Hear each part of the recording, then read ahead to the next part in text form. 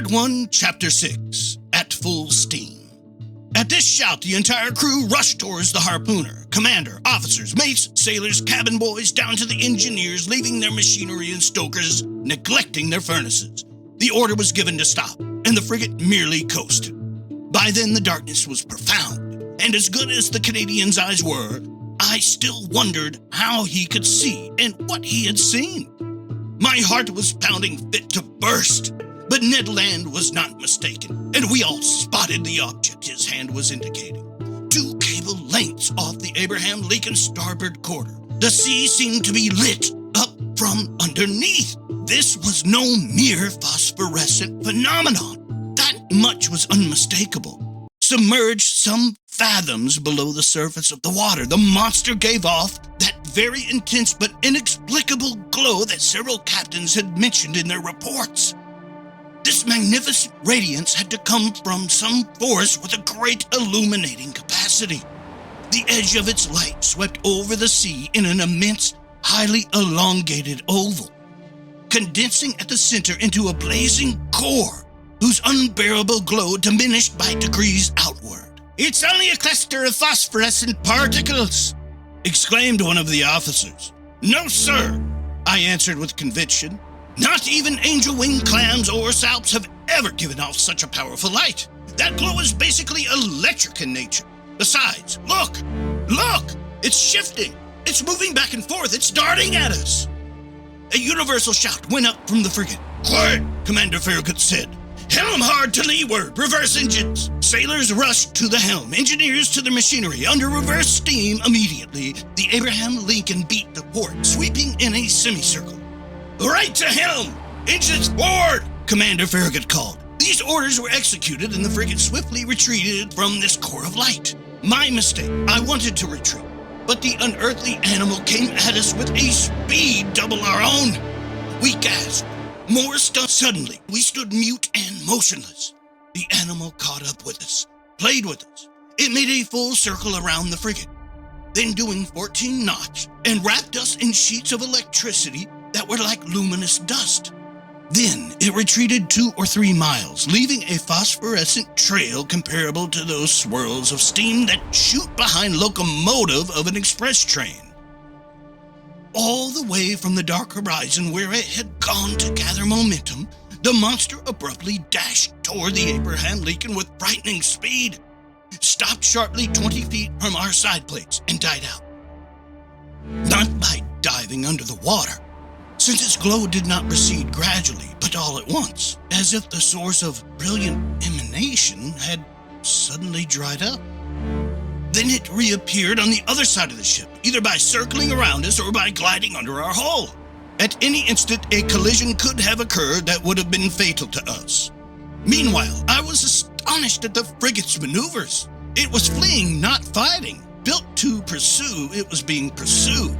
And I commented on this to Commander Farragut. His face, so ordinarily so emotionless, was stamped with indescribable astonishment.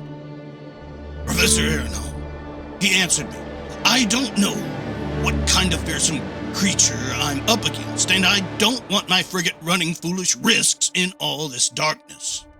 Besides, how should we attack this unknown creature? How should we defend ourselves against it? Let's wait for daylight, and then we'll play a different role. You've no further doubts, Commander, as to the nature of this animal?" "No, sir. It's apparently a gigantic narwhale, and an electric one to boot." "Maybe," I added, "it's no more approachable than an electric eel or an electric ray." "Right," the commander replied, "and if it has their power to electrocute, it's surely the most dreadful animal ever conceived by our Creator. That's why I'll keep on my guard, sir." The whole crew stayed on their feet all night long. No one even thought of sleeping. Unable to compete with the monster's speed, the Abraham Lincoln slowed down and stayed at half steam. For its part, the narwhale mimicked the frigate, simply rode with the waves, and seemed determined not to forsake the field of battle. However, near midnight it disappeared. Or to use a more appropriate expression, it went out like a huge glowworm. Had it fled from us? We were duty-bound to fear so rather than hope so. But at 12:53 in the morning, a deafening hiss became audible, resembling the sound made by a waterspout expelled with tremendous intensity. By then, Commander Farragut, Ned Land, and I were on the afterdeck, peering eagerly into the profound gloom. "Ned Land," the commander asked, "you've often heard whales bellowing?" "Often, sir, but never a whale like this, whose sightings earned me $2,000. "Correct. The prize is rightfully yours, but tell me, isn't that the noise cetaceans make when they spurt water from their blowholes?" "The very noise, sir, but this one's way louder, so there can be no mistake. There's definitely a whale lurking in our waters. With your permission, sir," the harpooner added, "tomorrow at daybreak we'll have words with it." "If it's in the mood to listen to you, Mr. Land," I replied in a tone far from convinced. "Let me get within 4 harpoon lengths of it," the Canadian shot back, "and it had better listen. But to get near it," the commander went on, "I'd have to put a whale boat at your disposal?" "Certainly, sir." "That would be gambling with the lives of my men." "And with my own," the harpooner replied simply. Near 2 o'clock in the morning, the core of light reappeared, no less intense, 5 miles to windward of the Abraham Lincoln. Despite the distance, despite the noise of the wind and sea, we could distinctly hear the fearsome thrashings of the animal's tail, and even its panting breath. Seemingly, the moment this enormous narwhale came up to breathe at the surface of the ocean, air was sucked into its lungs like steam into huge cylinders of a 2,000 horsepower engine. I said to myself, a cetacean as powerful as a whole cavalry regiment. Now that's a whale of a whale. We stayed on the alert until daylight, getting ready for action. Whaling gear was set up along the railings. Our chief officer loaded the blunderbusses, which can launch harpoons as far as a mile, and long duck guns with exploding bullets that can mortally wound even the most powerful animals. Ned Land was content to sharpen his harpoon, a dreadful weapon in his hands. At 6 o'clock, day began to break, and with the dawn's early light, the narwhale's electric glow disappeared. At 7 o'clock, the day was well along, but a very dense morning mist shrank the horizon, and our best spyglasses were unable to pierce it. The outcome, disappointment and anger. I hoisted myself up the cross trees of the mizzen sail. Some officers were already perched on the mastheads. At 8 o'clock, the mist rolled ponderously over the waves, and its huge curls were lifting little by little. The horizon grew wider and clearer all at once. Suddenly, just as the previous evening, Ned Land's voice was audible. "There's the thing in the question astern to port," the harpooner shouted. Every eye looked towards the point indicated. There, a mile and a half from the frigate, a long blackish body emerged a meter above the waves.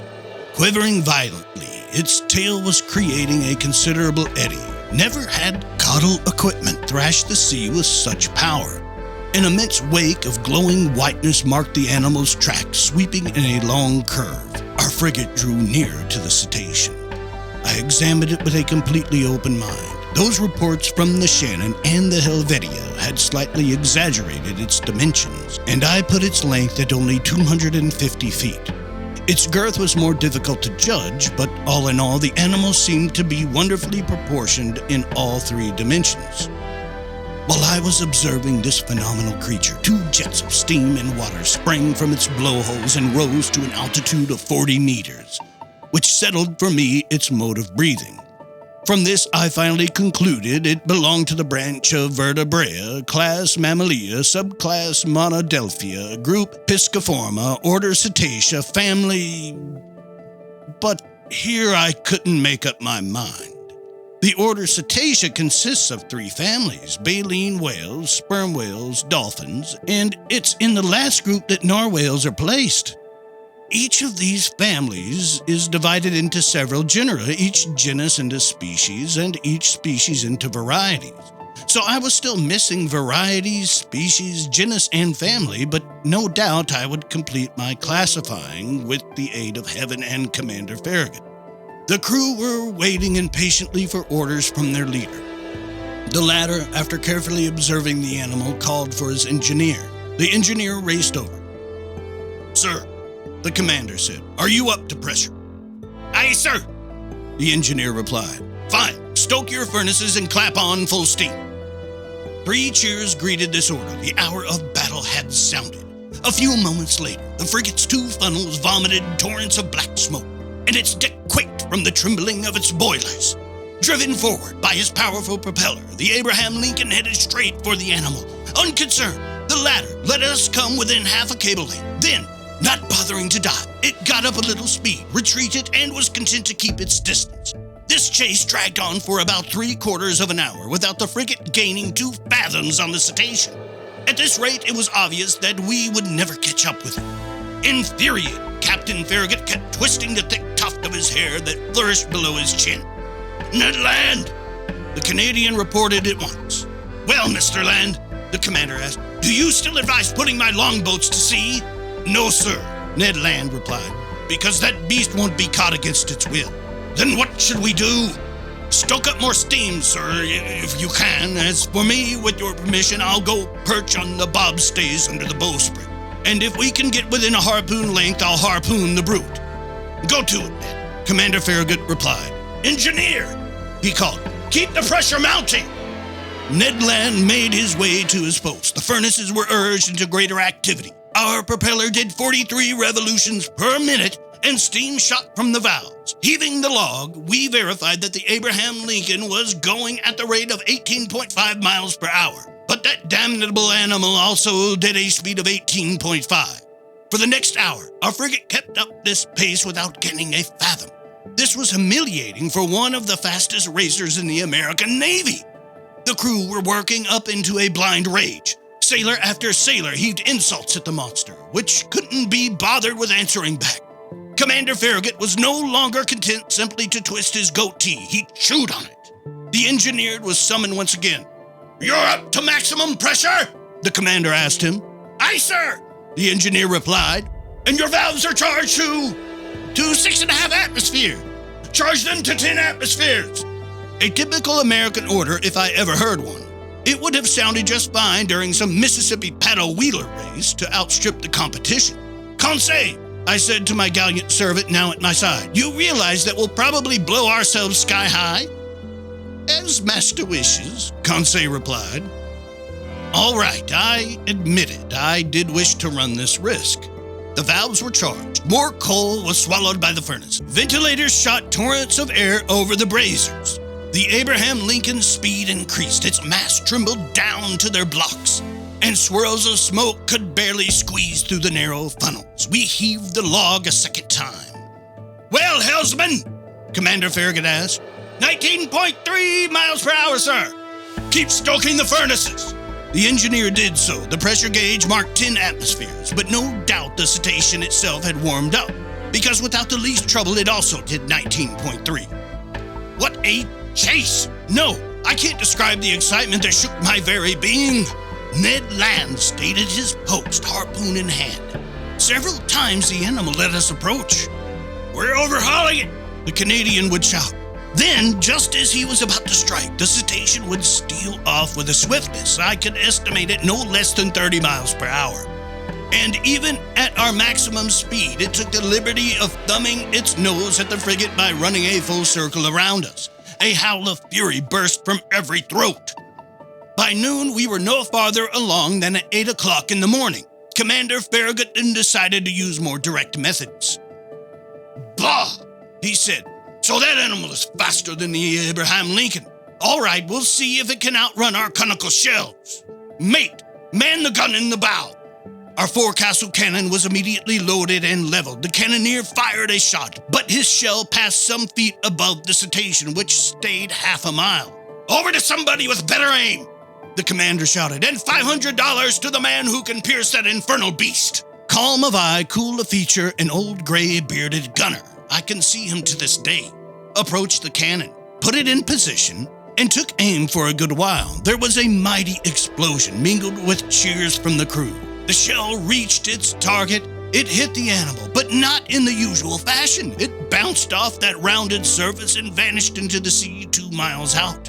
"Oh, drat!" said the old gunner in his anger. "That rascal must be covered with 6-inch armor plate." "Curse the beast!" Commander Farragut shouted. The hunt was on again, and Commander Farragut leaned over to me, saying, "I'll chase that animal till my frigate explodes." "Yes," I replied, "and nobody would blame you." We could still hope that the animal would tire out and not be as insensitive to exhaustion as our steam engines. But no such luck. Hour after hour went by without it showing the least sign of weariness. However, to the Abraham Lincoln's credit, it must be said that we struggled on with tireless persistence. I estimate that we covered a distance of at least 500 kilometers during this ill-fated day of November 6th. But night fell and wrapped the surging ocean in its shadows. By then, I thought our expedition had come to an end, that we would never see this fantastic animal again. I was mistaken. At 10:50 in the evening, that electric light reappeared 3 miles to windward of the frigate, just as clear and as intense as the night before. The narwhale seemed motionless. Was it asleep, perhaps? Weary from its workday, just riding with the waves? This was our chance, and Commander Farragut was determined to take full advantage of it. He gave his orders. The Abraham Lincoln stayed at half steam, advancing cautiously so as not to awaken its adversary. In mid-ocean, it's not unusual to encounter whales so sound asleep that they can successfully be attacked. And Ned Land had harpooned more than one in its slumber. The Canadian went to resume his post on the bobstays under the bowsprit. The frigate approached without making a sound, stopped 2 cable lengths from the animal and coasted. Not a soul breathed on board. A profound silence reigned over the deck. We were not 100 feet from the blazing core of light, whose glow grew stronger and dazzled the eyes. Just then, leaning over the forecastle railing, I saw Ned Land below me, one hand grasping the martingale, the other brandishing his dreadful harpoon. Barely 20 feet separated him from the motionless animal. All at once, his arm shot forward and the harpoon was launched. I heard the weapon collide resonantly, as if it had hit some hard substance. The electric light suddenly went out, and 2 enormous waterspouts crashed onto the deck of the frigate, racing like a torrent from stem to stern, toppling crewmen, breaking spare masts and yard arms from their lashings. A hideous collision occurred, and thrown over the rail with no time to catch hold of it, I was hurled into the sea.